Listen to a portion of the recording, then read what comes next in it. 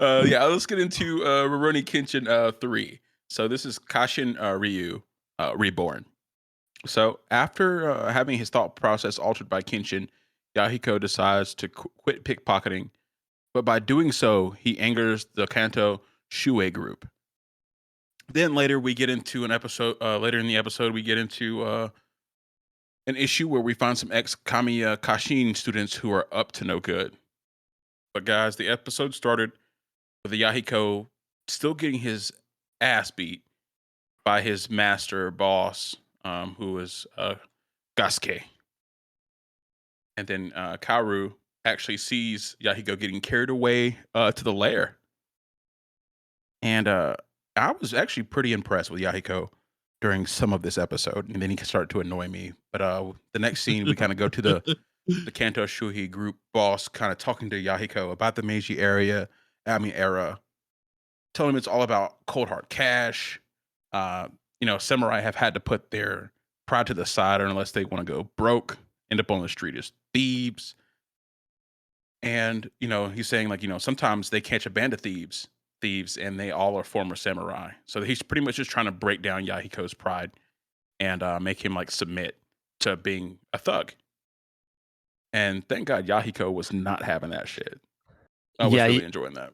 Yahiko has got that indomitable samurai spirit. I mean, they really try to break him down during this. One thing they mentioned as well is that the wives and daughters of former daimos are like working the red light district, and there was a scene where basically they start ragging on Yahiko's parents and saying that his father basically like was a traitor and went and worked for the Imperials and like got killed doing that, and that his mother to support Yahiko was basically selling herself in the red light district, and Yahiko fucking clapped back at that. He fucking clapped back. He clamped back. He ended up biting Gasuke in the balls over that shit. Yeah, that was nuts. I was not expecting that at all. But little man's like, I gotta do what I gotta do. But yeah, I was liking like he wouldn't take that shit from them because he called his father stupid and his mom a prostitute pretty much. And he was like, no, that's not true. I know that shit's not true. And I feel like a lot of young people would have kind of just taken that shit from like 30 something adults. And he just wasn't having it. Mad respect. Definitely, man. What are they gonna do to him? Beat his ass again? Kill him? Maybe kill him, dog. Kill him? I mean, these guys are ruthless, dude. Well, think about it. Like, they was probably going to anyway. So the way he was acting, so what's he got to lose? He might as well, step up his game and make him respect his parents, before he died. So, yeah, I did think it was really interesting that he mentioned that his mother worked too hard and got sick. And based on what I'm hearing, it sounds like she got something. So, poor girl. I'm not accepting that she worked in the red light districts. I refuse. I fucking refuse. I'm gonna say she was working too long hours being a maid or something. I ain't taking that shit. Yeah, that's what I was about to say. Maybe she was a maid, bro. Maybe maybe she wasn't full up in it. You know what I mean? So yeah, nah, we're not taking that, Dan. That's fucked up. Just saying. Yeah. Keep just saying. But no. But yeah, then we saw, they were actually about to really lay into Yahiko, and he really couldn't defend himself. I believe they were about to get ready to kill his ass. And Kenshin kind of pulls up and accidentally knocks down Gasuke while he's like choking out Yahiko. And first thing he does is put Gasuke through the fucking ceiling, and I thought it was awesome. Oh, yeah. Well, the first thing he did was knock out everybody else outside of that room. Oh, yeah. I forgot the part where he pulls up. They didn't show it, but yeah. Yeah, they were like, call for reinforcements. He's like, you got nobody left, buddy. Don't worry about it. I already took care of them. Everybody that's not inside of this room is knocked the fuck out. I love it. I love it when we're only 3 episodes deep, but I love it every time Rurouni Kenshin pulls up. So I love it. Oh, awesome. Dude. And when Kenshin goes manslayer mode, I mean, it happened in this episode. Like, the Kanto Shuei group leader was basically like, we're gonna let the boy go. I ain't fucking with the look in that man's eyes. He's taking bodies on bodies on bodies on bodies. Those are the eyes of a manslayer. It's one kid or the whole organization. We're gonna let the kid go. Yeah.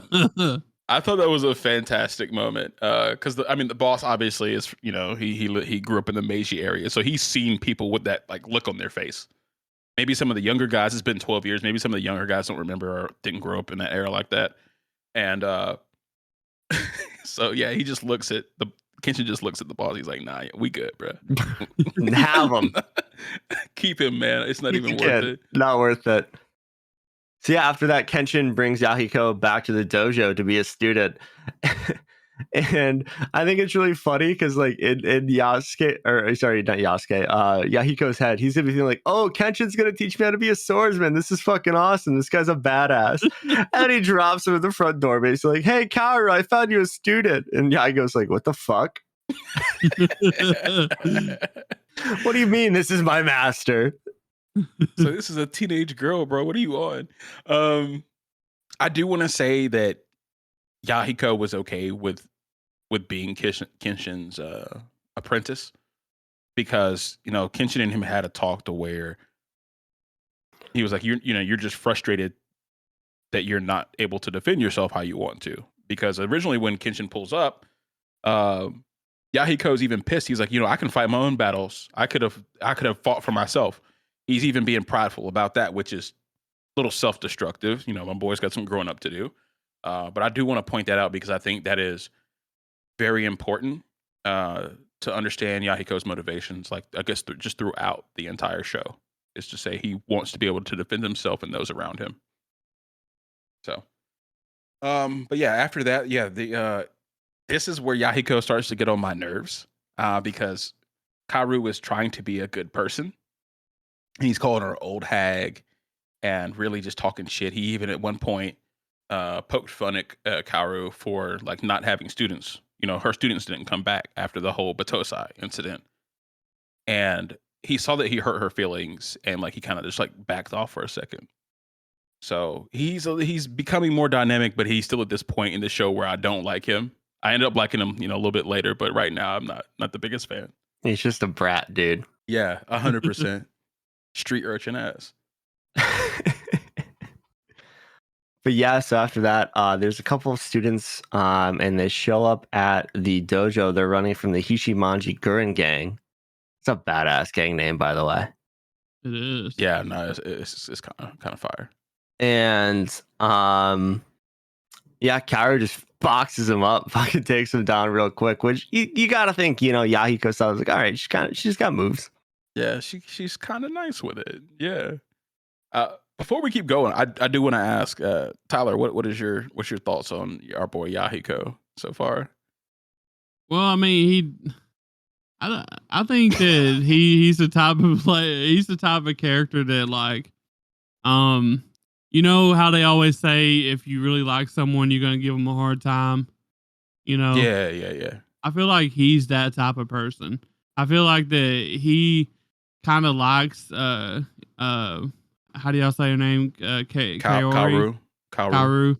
I feel like he kind of likes Kaoru. But obviously he wanted to be trained by, Kenshin more because he is a badass. And he hasn't seen Kaoru do anything until this scene when she knocked out two of them with a wooden stick or something like that, I believe it was. Yeah. Yeah. And then he was like, okay, she can do something, And then we seen him kind of loosen up a little bit, I think, in his like stubborn ways of being trained by her. And yeah, I don't know about the first part of what you said because like I think it's more the fact that, in this time period in Japan, all samurai are men. So being taught swordplay by a woman is just ridiculous. Well, I mean, like, I think he grows to like her, but I think at that point he's like, why the fuck am I learning how to swing a sword from a lady? well, if it was that deep though, then he wouldn't just like switch around just like that, like we see him do. So I think he realized he was hurting her feelings. That's why he stopped. But like I said, if it was that deep, then That was like literally when he met her for the first time, pretty much. I had a conversation with her for the first time. So like, you're not gonna like somebody the minute you see him. You know? But what I'm saying, I don't think it's because of that she's a woman. I think it's just because he wanted Kenshin and not somebody he has never seen in action. I think it's probably a little bit of both there. Yeah. Yeah, I mean, I'm just kind like, of, I'm kind of in the middle of you guys. I think, yeah, it was probably a little bit ridiculous to him because he did say like, I don't want to get being taught by a young woman. It's kind of ridiculous, or he said, Yeah. I think he said unacceptable, because he didn't know she was clean with the sword at the time, and probably because she's a woman as well. Yeah, that makes sense. But yeah, so with the Ishimanji Gurren gang, we're gonna call him the HGG because that's a lot. So yeah, Karu, like two of the old Kashin members come by begging for Karu's help, and she knocks out two of them. And they pull up with a damn cannon, like a literal on wheels cannon that's shooting like a big oak balls, or I think. And Yahiko, the two former students, and Karu are like hiding inside of the dojo, and they start blowing holes in it. And Yahiko kind of figures out that it's not actually the HGG clan members that were being douches in town. It was actually these two former members because they smell like booze, and he kind of reads right through them. He's like, you guys were in town causing problems, weren't you? You smell like booze. Would you get into a drunken argument with these guys and start swinging around your swords? And then they immediately go to apologizing to Karu. And I thought that was like a good read by Yahiko. Honestly, I wouldn't have put that together my damn self. So he's got good street smarts, even though he is a little rough around the edges. And he really didn't like them lying to Karu. So I'm starting to think he's growing a soft spot in these last 5 minutes of the show. But Karu tries to take like full responsibility for her former students, and the leader of the gang is like getting ready to like take her or whatever. And Yahiko's like, bro, this is not how this is going down. Those two goofballs, you did nothing wrong. There was those two goofballs. And he comes up and kicks old buddy in the face. Straight drop kick. Really great moment. Definitely, man. And of course, after that, you know who comes to save the day? It's obviously Kenshin. Yes. But fucking homie cut a cannonball in half. Did we mention that they brought a cannon? I mentioned it already. Okay, yeah. They fucking... Again, they brought a fucking cannon, and Kenshin cuts a cannonball in half. I don't remember. Did he turn his sword around to do that, or did he cut a cannonball in half? Did. Okay, I was like, dull side, yeah. I was like, there's no way he did that with the dull side, right? No. Now he said the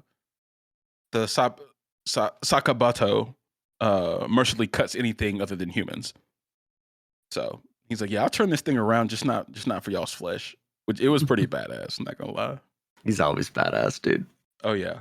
And then like one of the HGG underlings told the boss, he's like, hey, that's Batosai, dog. And they were like, oh, we'll see you guys later. Sorry about the holes in the wall. Bye, Kenshin. And just dipped out. So, Kenshin's got some clout in the city now. Tokyo is they're heeding his presence up for a little bit. But yeah. So that's pretty much the whole episode. I feel like a lot happened. I think they're actually doing 2 episodes per one episode of this remake, because this is going by pretty quickly, I feel like, compared to the original show.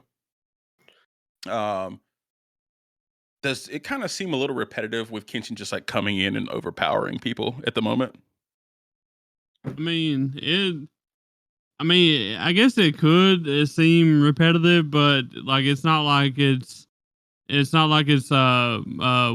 it, Momo, Wonder Momo kind of repetitive. We're actually out here enjoying this shit. Okay. Yeah. So. It's not like an old Pokemon episode where XYZ happens, Team Rocket shows up, they blast off again. Yeah. I because me, like I said, like I'm looking at this with rose-colored glasses, so I got to get a reality check once a week when I talk to y'all. Yeah, I'm enjoying it. I don't really see it like being too repetitive right now. Okay. It's always a blast when we actually get to see Kenshin come in and clean up, because that's what he's been doing lately. So, I don't know if that stays like that or not, but Yeah. uh, I mean, it gets a little bit more variable yeah. down the So line. Tyler won't know this, but Bass, we saw Sagara Sanosuke at the end of the episode, right? Don't I remember. thought we did. You know what I'm talking about, right? I'm looking it up. Oh, big sword guy. Oh, I don't think we saw him. I thought they had him at the very end. And he just like they might boxed have, to up be the honest with gang. you. I thought they had him right at the very end. He boxed up the gang, but I can't remember. I thought that's what happened. No, you're right. You're right. You're right. We got You're right. introduced. We got Sagara's coming. introduced. Sagara's Yeah, coming. we got introduced to one of the other very important characters. So that should probably be next episode where he's Villain or non? on Or can you to say? start. Not really a villain. He kind of rounds out the main squad. Gang. Okay. Yeah. I got you. But cool. Yeah, I'm excited for this week's episode. I'm glad you're enjoying it, Tyler.